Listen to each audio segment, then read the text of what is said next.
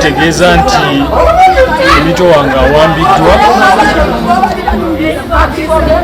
awambiddwa amagye ga UPDF, awambiddwa amagye aga UPDF nga gali mu drone enamba UA 857 eggi emuwambidde ku hoteri gye bayita Brovard. Hoteri Brovard bawambidde mukyala wange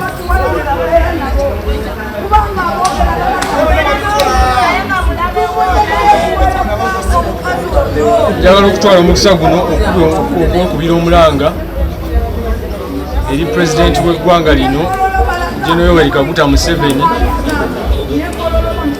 nti omulwanyi we ow'e Masaka yajjayo wiini ng'ate era baali bagibbye, awambiddwa bamafiya era abaali baagala okumubbako wiini eyo.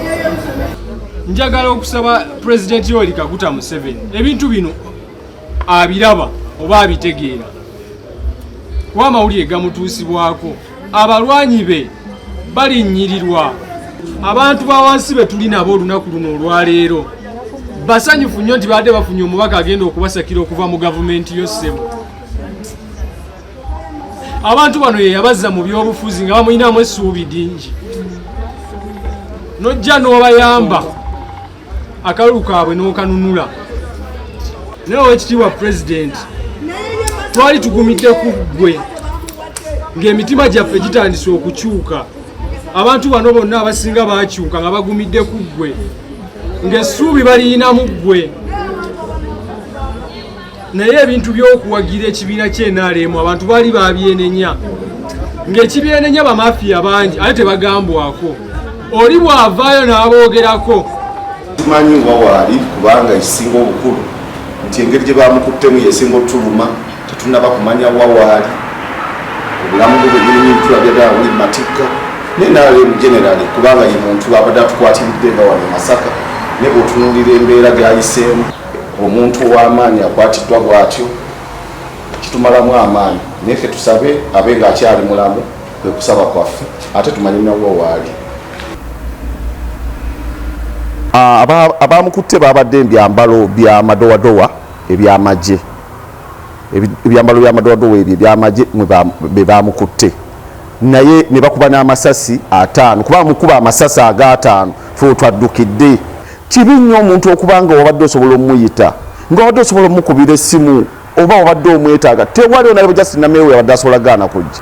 Naye kikwewuunyisa nti omuntu omuvulunga n'omukuba omukyala n'omusika enviiri mu balonzi be. NRM eragawa, NRM eragawa. Ekifaananyi kya NRM kyemuzimbe kiki? Ffe nga ffe abamu tugenda kweyongera okutya n'aba NRM abalala, kubanga omuntu wa NRM ow'amaanyi mu Masaka nga yabadde agikwatiridde nga n'eddoboozi lya Masaka mutwe abasinga tutandise okubanga tuula mulaalo olwa Honorable Justin Nameeru, tuula nga tufunye okutya kungi, tufunye nga tutiira ddala olw'ensonga nti Honorable Justin Nameeru olaba mukutte bwe batyo. Ani owa NRM agenda okuddamu okwambala essaati eya yero? Ekibuga kye mumanyi kye tujja mu mannyo g'ensege. Mukimanyi bulungi nti abantu ba opposition babadde bakola emisango naye nga temubakwata bwe bato nga ba NRM. Ne tujja ne twetoloola ekibuga, yabadde anaatera okumaliza kuba yabadde mu ssaawa emu kitundu, nakkirira ne tudda ku Boulevard, Saidi ku Boulevard ng'agenda kugenda Katwe, ave Katwe adde ewuwe.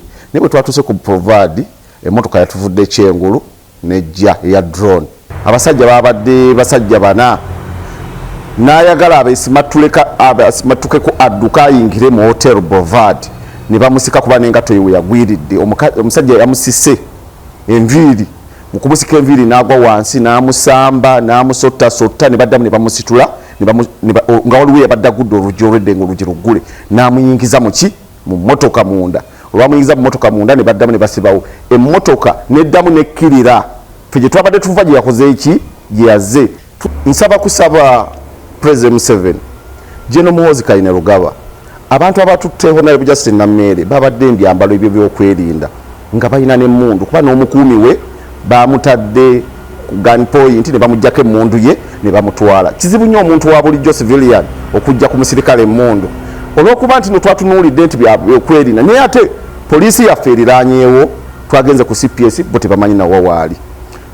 Twagala kumanya wawaali ekisinga obukulu twagala kumanya ali atya wawaali kubanga security bwe bayemuyina era naye etubuulire eveeyo ebe nga nnamba obukufu nti ffe tumulina ali mikono mituufu.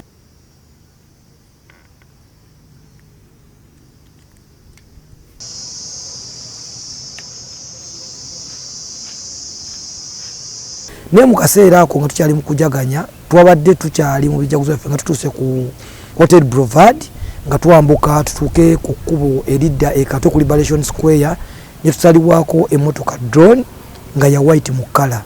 Emmotoka eno yetusazeeko nesalako emmotoka omwawadde Honorable Justin Nammere ne muvaamu abantu nga bambadde ebintu ebifaananyiza uniform z'amagye ga UPDF n'abadde mu ssaati enjeru nga bakutte emmundu era ne bateekawo resistance ne balwana ne Honorable Justin Nammere Nsubuga ne bamuyingiza mu drone gye babadde bavuga era n'omukuumi we ne bamutwalirako eyabadde amukuuma ate ne omwami we papa ne bamukuba mu kaawo naye ne yeerwanako ye n'abasumatuka n'abaddukako. So ffe nga bannamasaka twenyumiriza nnyo mu Honorable Justin Nammere Nsubuga kuba akaseera akatini kabadde amaze nga ye mubaka waffe abadde aleese enkulaakulana nnyingi gamba ng'ebyobulimi emmwanyi azigabye abantu abawadde amazzi amayonjo ng'ayita mu kubazimbira bowa all n'enzizi. So kati ffe nga bannamasaka tuba tuminamu essuubi ddene nnyo nti ebbanga lyagenda okubeerawo nga woman MP abadde agenda kukyusa mu butuufu ajjayo ekifaananyi eky'omubaka akiikirira ekitundu kye. So kye tusaba security y'eggwanga Uganda ffe nga bannamasaka wamu n'eggwanga tusaba baveeyo batubuulye Honorable Justin Nammere wawaali kuba n'abafamire ye bonna beeraliikirivu naddala okutandikira ku mwami we gwe bamugye mu ngalo. Embeera eno mututaase tumanye wawaali ne balooya be bandyetaze okwogerako ne client waabwe singa abanga ali mikono za security tulabe batya bwayambibwa. N'ennyiike endala tuli ku mitima engeri abantu ba drone bano abakulu abajjidde mu drone gye bakutemu omubaka waffe mu butuufu yabadde emutyoboola ng'omuntu kuba omuntu ali ku level ya MP ne bandi muyise ewantu bonna ne bamuwa samoni yabadde asobola okutuukawo naye abantu abamukute bonna babadde baami bali mu kukwata mukyala tetuli safe yadde nakatini nti oba n'embeera gy'alimu nnungi. Bamukutte bubi nnyo omukuba ne bamukuba kubanga n'omujaasi omu yamusisa enviiri n'amukuba ku mmotoka ne bamuyisaamu oluyi obukyala ng'ate abamukuba magye aga UPDF ge tweyagaliramu kubanga tumanyi gali mu gavumenti ya President Museveni ne gamuyisa bubi ng'ate gayisa obubi omuntu wa NRM ali mu buyinza ng'ali mu kibiina ekiri mu buyinza ne bamutwala ng'omuntu omutujju. Kyadde kyantiisa nnyo okukwata omubaka ne bakuba amasasi mu bbanga ng'ate abantu be bakubamu amasasi tekuliko wadde alina akasaale wadde omuggo. Ekintu ekyo kyokka nga ffe balwana nabo twambadde bwambazizi ovulo zaffe twambadde t-shirt era nga tetulina nekiyinza kuzzaako.